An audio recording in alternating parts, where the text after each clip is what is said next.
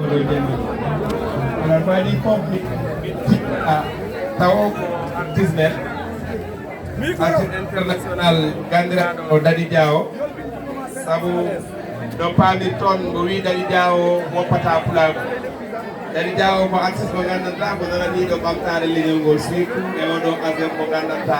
o warata waɗanaɓe difficulté mumen famɓe midiraki noon Dadi Diawo min mbima mention spéciale et non remerciement intarissable Allah wena ɗum okaɗum jaam okaɗum cellal o wawa yawtude décembre yiɗi o yawtude e pulago en si ɗon ɓe ni min jettat e nangal gonɗo ɗo gila e wammaɓe men e hamdu jammaji men mi yetta wammaɓe saabu so wiyama culture cosan ko kamɓe woni gandanta ko kamɓe ko mbawi yawti o ɗon cosan nden ala e sago e jettat fate ka e dendagal kala bambaro gonɗo ɗo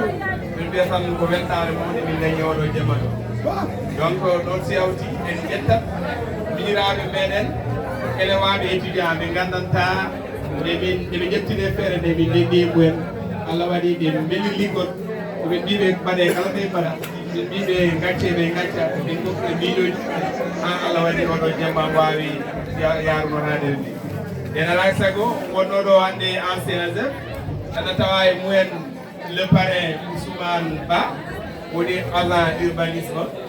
ina tawa e délégation e min professeur Adama Ba professeur d'espagnol et français de la foi ina tawa e délégation e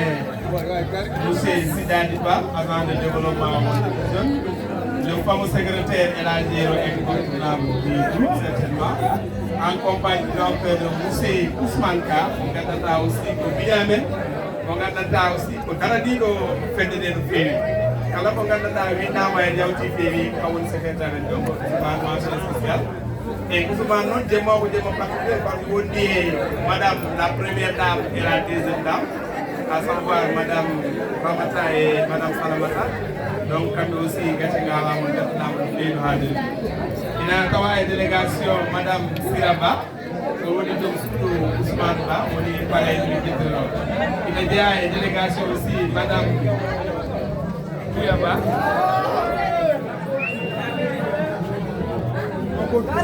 madame Touyaba ya woni évidemment madame mo haadiro nden noon ko ɗum woni délégation salminago amen aussi yahade kaw amen photo amen